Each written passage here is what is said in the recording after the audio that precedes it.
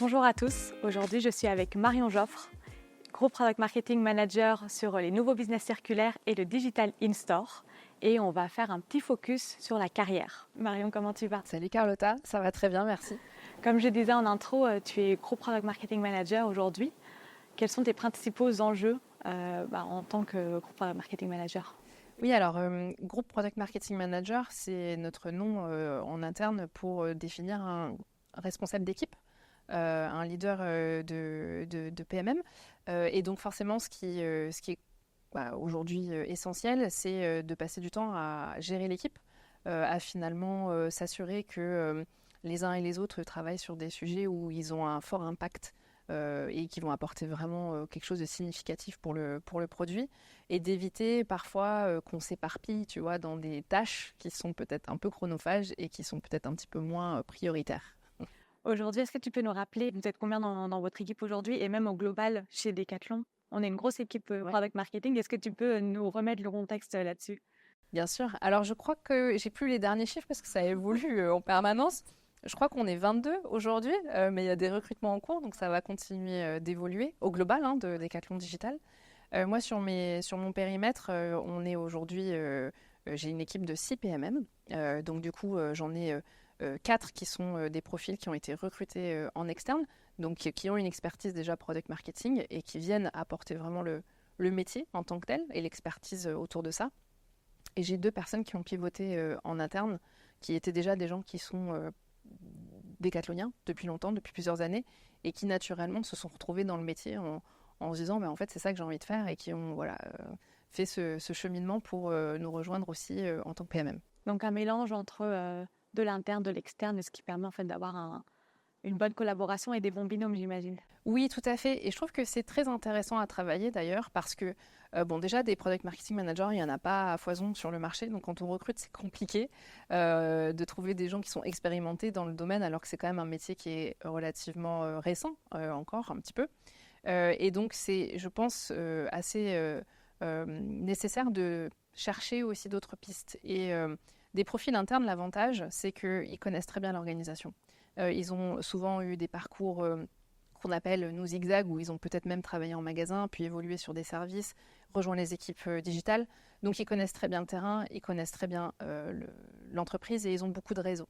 Et je trouve que d'avoir une dynamique où finalement ces experts product marketing qui viennent de l'extérieur et ces profils qui pivotent en interne sont hyper complémentaires, et moi je les invite vraiment à essayer de travailler en binôme pour s'alimenter les uns par rapport à l'autre, et de s'aider mutuellement sur le métier et sur l'entreprise. Carrément, c'est super intéressant. Et je te demandais aussi aujourd'hui combien on est dans l'équipe Product Marketing, parce que comme tu le disais, on travaille tous dans des domaines différents, donc on ne va pas forcément se côtoyer au quotidien. Et il y a eu un besoin aussi de structuration du côté carrière de Product Marketing. Comment est-ce qu'on crée un job leader? Comment est-ce qu'on onboard? Comment est-ce qu'on fait en sorte que les PMM restent aussi dans l'organisation? Et c'est toi qui as pris cette expertise-là carrière. Est-ce que tu peux nous en dire plus sur ta place aujourd'hui dans l'organisation de Product Marketing de ce sujet vraiment carrière? Oui, tout à fait. Alors, chaque leader product marketing a une casquette. Donc, il y a plusieurs sujets. Et moi, il s'avère que j'ai pris la casquette RH, métier, donc développement du métier de product marketing manager. Et on est parti de zéro, c'est-à-dire que le métier n'existant pas, il n'était pas référencé dans le référentiel RH. On était plutôt chef de projet sur nos contrats et dans notre dénomination de métier. Et donc, il a fallu travailler un ensemble de supports pour essayer de justement créer le métier from scratch. Donc, on a commencé par écrire la job description, de dire c'est quoi les 4 responsabilités majeures des product marketing dans l'organisation Decathlon Digital. Et déjà, ça, c'est pas évident parce que, comme tu le disais, on travaille tous sur des sujets différents. Toi, tu es sur du B2C. Moi, je suis sur du B2B2C plutôt. Et on a vraiment d'autres univers encore différents. Et pour autant, le métier, dans ses responsabilités, doit être le même pour chacun des PMM. Donc, il a fallu généraliser finalement nos responsabilités pour qu'elles puissent s'adapter à chacun de nos environnements. Donc ça a été un travail assez conséquent. Et ensuite d'écrire la job ladder, de se dire aujourd'hui, je suis junior product marketing manager, c'est quoi les échelons que j'ai au-dessus de moi, vers quoi est-ce que je peux aller et comment en fait est-ce que je peux passer d'une étape à une autre avec un assessment qui va nous permettre d'aller vérifier les soft skills et les core skills qui permettent de grimper d'un niveau à un autre. Et justement, ce job leader, comment est-ce que tu l'as constitué? C'était quelque chose que tu as fait vraiment en interne par rapport au job leader du PM chez Decathlon? Est-ce que tu as essayé aussi de t'inspirer de ce qui se fait dans les autres organisations en externe? Oui, alors il y a les deux. C'est-à-dire que on a dans notre équipe la chance d'avoir des gens qui ont eu des expériences product marketing dans d'autres organisations. Donc, j'ai passé un petit peu de temps à essayer de comprendre comment c'était fait ailleurs. Et ils m'ont du coup fait un partage d'expérience sur cette partie-là. Et aussi, ce que j'ai fait, c'est que j'ai regardé ce qui existait déjà sur les autres métiers, notamment le métier de product manager. En me disant, en fait, je vais essayer vraiment de me caler à l'approche qui a été prise pour les product managers, product designers, pour que finalement, on ait quand même une cohérence d'ensemble. Et ensuite, j'ai regardé en fait les découpages des ladders, les gens et les niveaux avec qui on devait s'aligner, et on a essayé vraiment de le travailler sur la partie product marketing, un peu différemment que sur la partie produit, bien évidemment, mais on a gardé la même structure. Et c'est ce que tu conseillerais de faire si des auditeurs nous écoutent et qui justement doivent créer une job leader et une description du rôle de PMM en partant de zéro. Est-ce que tu ferais exactement la même chose aujourd'hui ou il y a des choses où tu dis j'aurais pu mieux faire ou il y a des axes d'amélioration? Il y a un élément, je pense que j'avais un peu mis de côté, ou en tout cas un peu sous-considéré, c'est la partie soft skills. Parce qu'en fait, quand on fait une job ladder, on va plutôt s'orienter sur le fait d'être capable de faire des lancements à fort impact, d'avoir des stratégies d'acquisition fortes, d'accompagner les sales, etc. Donc on est quand même sur des tactiques product marketing. Mais la réalité, très honnêtement, c'est que dans notre métier, surtout pour monter et d'ensuite évoluer vers des postes de lead, je pense que les soft skills jouent une part importante dans la capacité de la personne à être capable de grimper sur, on va dire, la marge du dessus. Et c'est quelque chose qui arrive un peu en fin de course, un peu comme dans une annonce pour un nouveau poste où on va mettre ça de responsabilité, puis à la fin, on va dire vous avez besoin de savoir collaborer, etc. Ça arrive toujours un peu en dernier, en mode 2-3 bullet points juste avant la signature. Là, je l'avais un peu fait comme ça aussi, et je me suis rendu compte qu'il fallait rééquilibrer un peu plus. Et aujourd'hui, je pense que les core skills et les soft skills sont à 50-50 en fait dans la balance de cette ladder. Et comment on fait pour l'intégrer dans cette ladder-là? Parce que c'est vrai que c'est pas facile à part mettre les soft skills. Comment est-ce qu'on arrive à bien l'intégrer Ça, c'est vrai que c'est pas facile. Alors, par exemple, quand on écrit prise de parole en public, ça veut dire beaucoup de choses. Et on a du mal à l'évaluer parce que en fait, on a tous, je pense, une perception différente de ce que ça peut être et de comment est-ce qu'on veut que ce soit fait. C'est pour ça que c'est important aussi d'avoir de l'expérience dans le domaine-là pour pouvoir avoir des référentiels très précis de choses qu'on a faites de manière concrète et de pouvoir aussi dire moi, je suis hyper à l'aise sur ce sujet-là parce que je l'ai fait plusieurs fois et voilà des exemples concrets dans lesquels j'ai été amenée à le pratiquer. C'est vraiment pas facile, c'est une vraie bonne question parce que les soft skills, forcément, ça peut se travailler. Mais il y a naturellement en fait des choses sur lesquelles on va avoir nos propres limites parce qu'on a nos personnalités, nos moteurs, ce qui nous fait vibrer au quotidien et c'est pas les mêmes et c'est ok, c'est vraiment pas un problème. Mais par contre, parfois, on a quand même besoin de sortir un peu de sa zone de confort pour aller travailler des axes. Je prends un exemple. Moi, par exemple, j'aime pas trop le conflit. C'est-à-dire que naturellement, je suis quelqu'un, je suis assez dans la médiation et j'aime pas trop quand ça clash, etc. Mais pour autant, des fois, il faut être capable d'avoir des discussions avec des gens en exprimant clairement qu'on n'est pas d'accord. Et c'est ok de ne pas être d'accord et c'est bien de pouvoir débattre parce que ça apporte aussi un autre point de vue et peut-être qu'à la fin, on aura aussi apporté quelque chose à la personne qu'on a en face. Et ça, c'est quelque chose qu'il faut arriver à travailler soi et à accepter de se mettre dans ce genre de situation alors que spontanément, on n'est pas hyper fan de ce genre d'expérience. Et d'ailleurs, ça fait quelques mois qu'on a lancé ce programme de mentorship cross PMM pour justement aussi qu'on puisse s'améliorer entre nous, mettre en avant les forces de chacun. Est-ce que tu pourrais nous en dire un peu plus sur ce programme-là? Oui, tout à fait. Alors, c'est vrai qu'on a lancé il y a quelques mois un programme de mentoring interne, c'est-à-dire entre nos contributeurs individuels et les leaders product marketing de l'équipe et même product activation au sens plus large. Et ce qui est intéressant dans la démarche, c'est justement de pouvoir avoir des moments d'échange entre des PMM et des gens qui ont une expérience un peu plus approfondie sur le sujet pour qu'ils puissent justement échanger entre eux sur des thématiques comme ça. Et donc, le programme de mentoring, c'est quoi? C'est très simple, c'est-à-dire que c'est 1 heure par mois entre quelqu'un qui a besoin de travailler un sujet et un mentor qu'on aura identifié qui a de l'expérience sur le sujet en question. Et donc, on a plusieurs programmes en parallèle. C'est des programmes individuels en one-to-one et on en a sur différents sujets, comme justement comment est-ce que je convainc mieux mes stakeholders sur des sujets. Comment est-ce que je suis capable de travailler plus mon approche stratégique et sortir un peu la tête de l'opérationnel.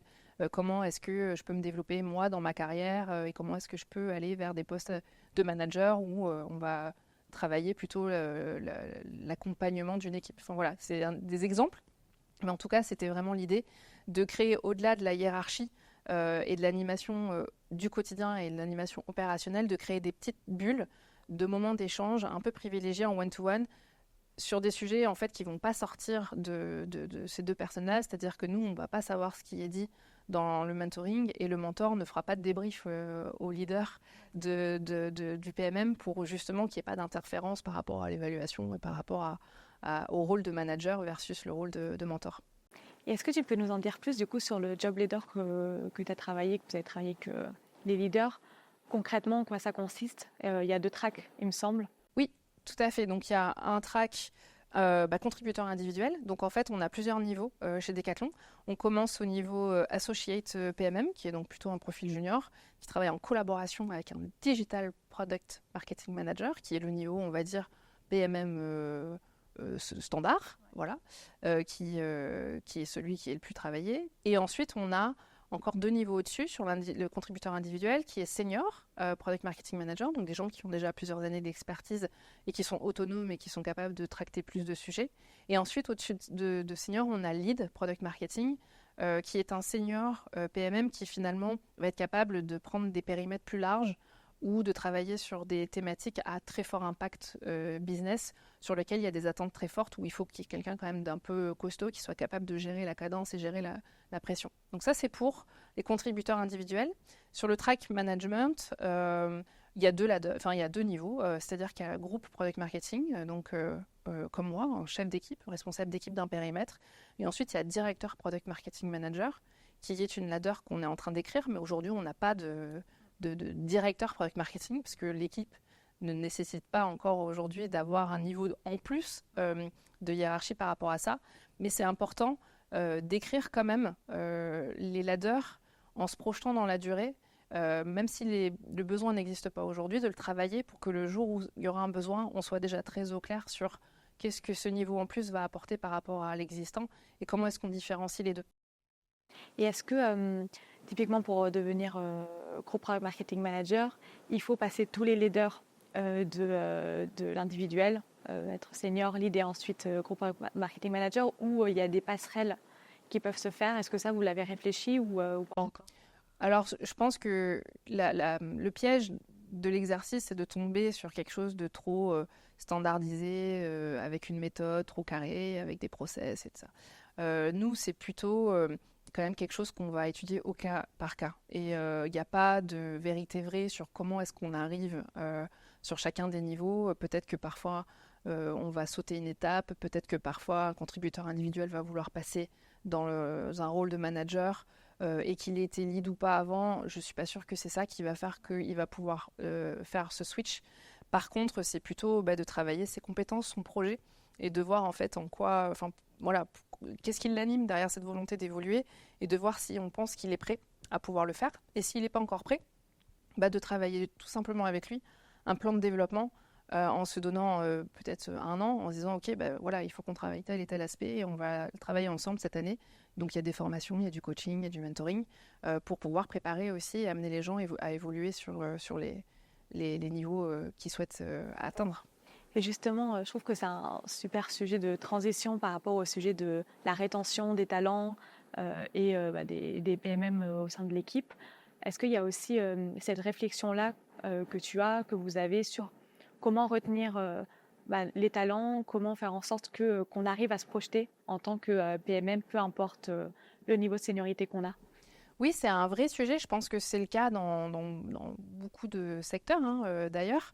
Mais sur le métier de PMM, c'est aussi le cas, puisque en fait, c'est un métier assez récent. Donc, la communauté de product marketing, elle n'est pas non plus encore énorme en France, par exemple, même si elle se développe énormément. Et ça, c'est vraiment très chouette. Donc, quand on arrive à recruter, c'est sûr qu'il faut faire en sorte que déjà, on a fait le bon choix, qu'il y ait un bon fit avec le candidat, et aussi de s'assurer que son onboarding va bien se passer. Donc moi, la première chose par rapport à cette partie-là, c'est de dire qu'il faut être très honnête sur le contexte, sur les difficultés qu'on a, sur les problématiques qu'on essaye d'adresser pour qu'il n'y ait pas un effet douche froide quand le PMM arrive et qu'on lui a un peu survendu le truc et qu'il se rend compte qu'en fait, comme tout le monde, on a des galères sur la data, on a plein de choses qu'il faut encore améliorer. Donc c'est déjà d'être très honnête et transparent. Et ensuite, c'est vraiment d'accompagner sur la phase onboarding pour être sûr que ça se passe bien, que la personne arrive à trouver sa place, qu'on arrive ensemble à déterminer c'est quoi les 2-3 premiers sujets que la personne va prendre pour commencer à prendre ses marques et vraiment de s'assurer que sur les premières semaines, ça se passe bien. Et ensuite, dans la durée, je pense que ce qui est important, c'est de projeter l'équipe sur justement une ladder, de se poser la question de c'est quoi mon projet professionnel, vers quoi est-ce que j'aurais envie d'aller. Peut-être que c'est même un autre métier, et si c'est un métier qui existe chez Decathlon, c'est cool, parce que ça veut dire qu'on peut aussi accompagner la personne à faire la transition. Ça arrive beaucoup chez Decathlon, c'est pour ça que je le dis, parce qu'on a cette grande chance, je trouve, de pouvoir vraiment en interne évoluer vers des métiers qui sont parfois très différents. Et donc, je pense que donner cette visibilité dans la durée, c'est un élément important, et aussi finalement de travailler la dynamique d'équipe. Comme tu le disais, on est, nous PMM, plutôt au quotidien avec les équipes avec qui on travaille, on n'est pas forcément entre nous.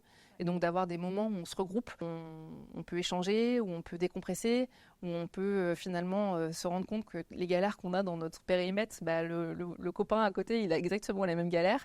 Et de se soutenir, ça c'est aussi, je pense, hyper important. Et tu aurais des conseils pour onboarder justement en un an, il y a eu 6 nouvelles personnes qui sont arrivées dans ton équipe. Une équipe où en plus tu es dans un domaine qui est très spécifique vu que c'est le Digital In-Store. Donc on est dans du retail, on est dans des nouveaux business models. Donc même le métier de PMM en soi n'est pas forcément connu et compris. Est-ce que dans ce contexte-là, tu as des conseils pour réussir l'onboarding de nouveaux PMM et de faire en sorte qu'ils arrivent à se projeter, à rester et pour les autres aussi les stakeholders qui comprennent aussi pourquoi est-ce que ton équipe grossit en fait. Oui, alors je pense que ce qui est nécessaire de travailler, c'est avant même que la personne elle arrive, que le leader il prépare vraiment son arrivée en commençant déjà à discuter avec les gens qui vont être sur le périmètre en question. Ça permet déjà de préparer le terrain, de s'assurer que tout le monde a bien compris pourquoi on allait recruter ce profil PMM et qu'est-ce qu'il allait apporter. Et ensuite, quand la personne arrive, nous, on fait quelque chose qui est très décathlonien, c'est qu'on fait une liste très très longue de gens à rencontrer en one-to-one. On appelle ça se faire son réseau. Et donc, le manager, il va travailler justement la liste des contacts. Donc, parfois, elle est très très longue et ça peut prendre plusieurs semaines avant de cocher toutes les cases. Mais c'est vraiment une étape importante d'arriver déjà, avant même de commencer à travailler sur un sujet précis, de passer du temps à rencontrer les gens.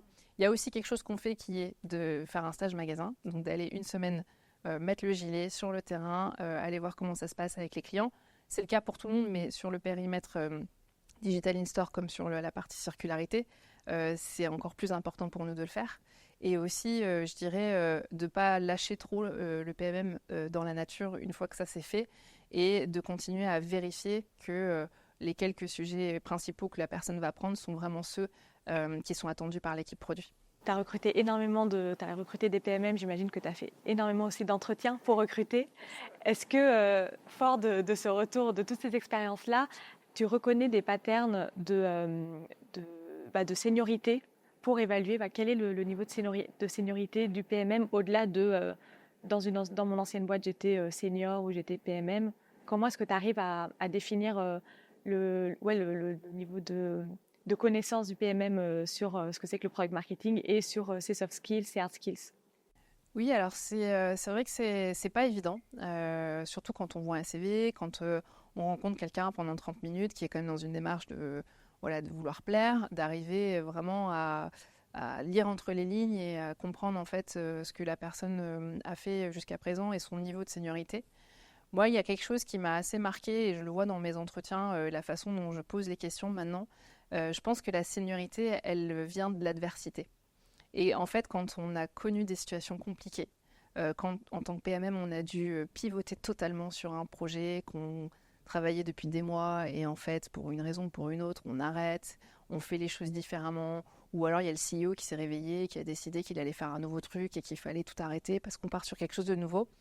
En fait, c'est dans ces moments-là où on arrive aussi à comprendre comment la personne l'a vécu, comment est-ce qu'elle a géré la partie émotionnelle, comment est-ce qu'elle a réussi à prendre du recul, comment est-ce qu'elle a réussi à rebondir, à voir le bon côté des choses. Et moi, j'aime beaucoup questionner sur, non pas des réussites, parce que les réussites, c'est cool, mais du coup, c'est important, bien évidemment.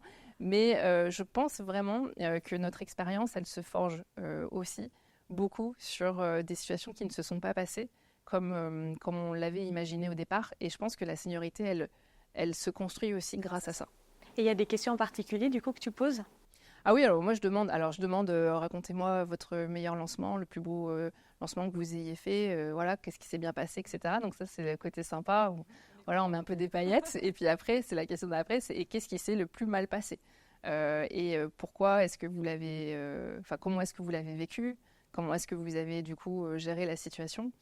Parce que moi, c'est ma propre expérience aussi qui parle sur le fait qu'aujourd'hui, les choses se passent rarement comme on l'imagine et comme on le prévoit, et qu'il y a besoin d'être capable de gérer cet inconnu. Donc ça, c'est des questions que j'aime bien. Les plus gros échecs ou comment est-ce que vous avez géré une situation où vous avez dû pivoter. Et très honnêtement, j'ai fait beaucoup d'entretiens cette année. Je la pose à chaque fois et j'ai toujours des situations qui me sont présentées par les collaborateurs, par les candidats. Donc ça veut dire que tout le monde a vécu ça au moins une fois. Bien sûr. Et quand on ne le vit pas, des fois on peut se poser la question, mais est-ce que c'est qu'on... On a eu beaucoup de chance. Oui, on a beaucoup de chance, ou on ne s'est pas assez remis en question. Ouais. Donc, ok, très intéressant. Et aussi, comment est-ce que tu détectes les excellents product marketing managers? Ah, c'est aussi d'être quand même à l'écoute de ce qui se passe sur le marché, de se créer un réseau, d'être un peu conscient des entreprises qui staffent aussi sur le métier, de voir comment ils se positionnent, c'est quoi leur rôle, c'est quoi les profils qu'ils ont. Et du coup, la potentialité, elle est pour moi, encore une fois, à un moment donné, quand on sait faire un lancement, quand on sait faire un go-to-market, ou en tout cas quand on sait expliquer une méthode pour y arriver, etc., ce qui va faire la différence, c'est sur la capacité de la personne à avoir de la résilience, à pouvoir, coûte que coûte, essayer d'avancer, à être structuré, à être organisé, parce que c'est pas un métier facile, on peut vite s'éparpiller.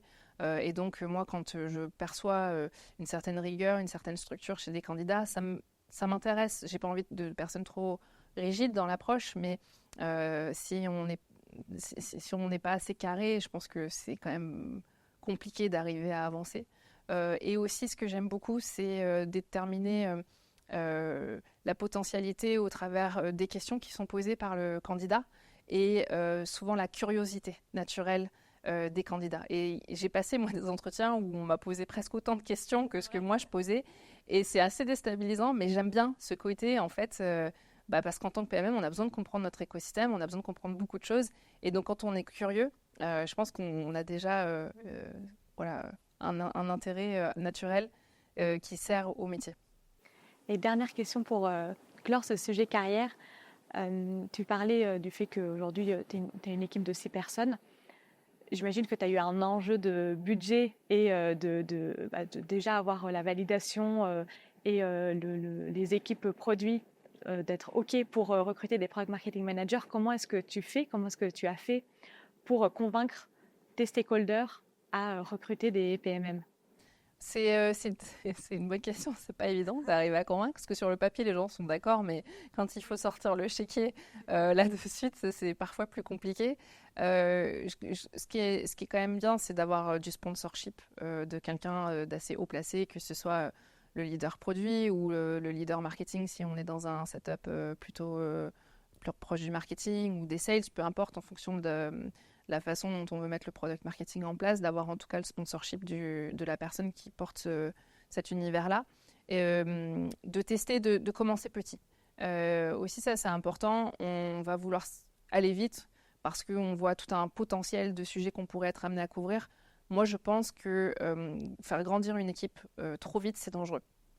Et donc, ça amène à se poser des vraies questions sur si on a des ressources limitées, quels sont les sujets qu'il faut absolument traiter et quels sont ceux qu'on met au frigo parce qu'en fait, ils sont intéressants, pertinents, mais on ne pourra pas les prioriser sur un périmètre où on n'a pas le capacitif pour le faire. Et je trouve que c'est une démarche intellectuelle qui est globalement intéressante parce qu'on n'aura jamais un capacitif complet pour faire tout ce qu'on veut. Donc de toujours se mettre un peu en contrainte par rapport à ça et de se dire où est-ce qu'on va vraiment se focaliser pour apporter le plus d'impact. Donc ça, c'est la première chose. Et ensuite, je dirais de montrer par l'exemple, de recruter un PMM, de le mettre sur un sujet précis et que ce PMM-là, il puisse commencer à travailler avec l'équipe et que la collaboration se construise. Et moi, ce qui m'a fait très plaisir il n'y a pas longtemps, c'est un PM qui m'a dit, alors que c'est quelqu'un qui n'avait pas de PMM 3 mois plus tôt, avec qui, du coup, maintenant, on a mis un PMM et qui a dit, mais moi, maintenant que j'ai compris ce que c'était qu'un PMM, plus jamais je pourrais m'en passer. Donc, en très peu de temps, le PMM, il a réussi à trouver sa place et à apporter de la valeur. Et donc, moi, ça me fait déjà très plaisir parce que je me dis qu'on a réussi. Et aussi, ça me sert d'exemple, c'est-à-dire de prendre, comme on fait des use cases ou des case studies plutôt avec des clients, bah là, c'est de dire, prenons un exemple d'une collaboration qui marche bien. Et après, il faut prendre sa petite mallette, il faut aller voir les autres équipes produits en disant, regardez, en fait, là-bas, ils font plein de choses grâce au PMM. Vous, aujourd'hui, malheureusement, ces choses-là, elles ne sont pas adressées. Et presque jouer sur le fear of missing out, tu vois, de se dire c'est dommage, on pourrait faire des choses. Qu'est-ce que vous en pensez et d'arriver quand même à enclencher la négo. Merci pour ces super conseils, Marion. Si ça te va, on passe aux dernières questions de la fin. Okay. Il y en a 3. La première, c'est est-ce que il y a un sujet ou une personne que tu aimerais écouter sur ce podcast? Alors, pas quelqu'un en particulier, mais par contre, à l'image de Decathlon qui essaye de mettre du product marketing dans un secteur d'activité un peu différent de la tech, moi, j'aimerais bien justement voir d'autres product marketeurs dans d'autres industries qu'on connaît peut-être moins, je sais pas, la mode, la musique, des industries qui sont peut-être aussi plus récentes, en tout cas sur la partie digitale, et de savoir comment ça se passe pour eux. Est-ce qu'il y a un livre ou une ressource que tu recommandes? Alors, il y a 2 choses. Moi, j'ai un leader produit il n'y a pas longtemps qui m'a offert le dernier livre de Marty Kagan qui s'appelle Transformed, que je suis en train de lire, donc je n'ai pas encore tous les enseignements, mais je trouve ça très chouette de travailler aussi le product marketing dans un environnement produit qui lui-même est en constante évolution. Je pense que ce que ça pouvait être il y a quelques années, c'est encore maintenant très différent et ça va continuer d'évoluer. Donc, de rester quand même toujours à l'écoute de ce qui se passe en dehors de l'écosystème product marketing, mais qui va avoir un impact pour nous. Parce qu'on dit souvent que le digital se rapproche de plus en plus du business, et donc ça, c'est l'ADN de notre métier. Mais si tout le monde, d'un point de vue digital, se rapproche du business, comment est-ce que nous, on se positionne par rapport à ça, et qui fait quoi? Voilà, ça, c'est un vrai sujet. Et la deuxième, c'est une ressource par newsletter que je reçois, je ne sais même plus comment je suis tombée dessus, c'est une PMM américaine qui s'appelle Tamara Growinski, et qui fait une newsletter qui s'appelle PMM Camp et qui envoie en fait des analyses sur des sujets PMM, des lancements produits, des marques américaines qui font des choses sympas. Et j'aime bien le côté très pratique par l'exemple de choses qu'elle partage. Oui, j'ai aussi la newsletter et je trouve que c'est aussi une des seules PMM qui parle de sujets carrière. Oui, elle aussi. a beaucoup de ces newsletters qui parlent de comment grandir, comment se développer, ouais. Demander, réussir à devenir senior, etc. Donc, tout à fait, c'est vrai. Et dernière question, où est-ce que les auditeurs peuvent te contacter? Alors, sur LinkedIn principalement. Je poste pas beaucoup, mais je suis quand même souvent connectée sur LinkedIn. En tout cas, j'essaie de suivre ce qui se passe dans la communauté Product Marketing. Donc voilà, avec grand plaisir pour déjà se connecter et puis pour échanger. Génial. Encore merci Marion pour ton temps et je te dis à bientôt. Merci Carlotta.